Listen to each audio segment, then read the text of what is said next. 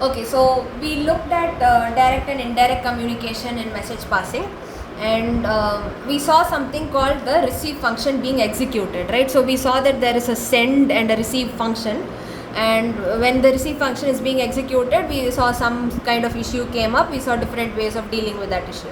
So how these send and receive functions are designed, there are 4 different ways. So there is something called a blocking send, which means the sending process is blocked until the message is received by the receiving process or the mailbox. So what are we looking at in this slide? You have a send function and a receive function. You use them when you want to communicate through message passing. Now how exactly are those functions coded or written inside your OS? So they can be written in different ways. Why do we need different ways? To achieve synchronization. What is synchronization? This kind of dilemma which you encountered here, right? This or the producer consumer problem, like when I haven't sent a message yet but the other person is trying to receive or access it. That is one boundary condition that can happen. Or I sent a message on a shared mailbox and 2 people are fighting to access it. These kind of edge cases, how do you resolve those edge cases depends on how your send and receive functions are coded, right, inherently. So there are different ways in which they can be coded.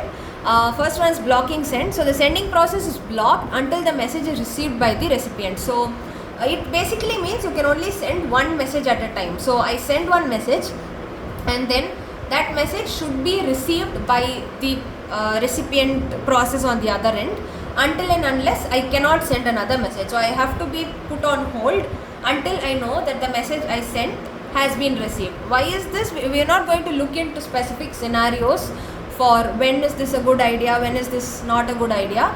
But sometimes it is possible that a sender keeps sending, and on the other end there is some issue because of which, let's say 2 processors are fighting to receive and nobody has received.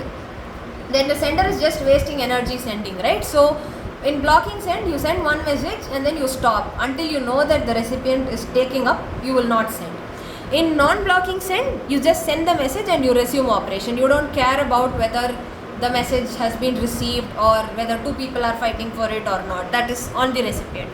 Similarly, in the receive function, you have blocking receive, which means until the sender sends you the message and until you receive it, you will be waiting there, not doing any of the rest of your task. Or non-blocking receive, which means you can, if the message arrives, it arrives, well and good, you receive it, you read, you do whatever. Else, if you get a null signal, it means there is no message for you right now, so you will just proceed to do whatever you wanted to do. So these are different ways in which the send and receive functions can be designed. And each of them has their own pros, cons, use cases where they should not be used. We will not go into that much detail for the purposes of this unit.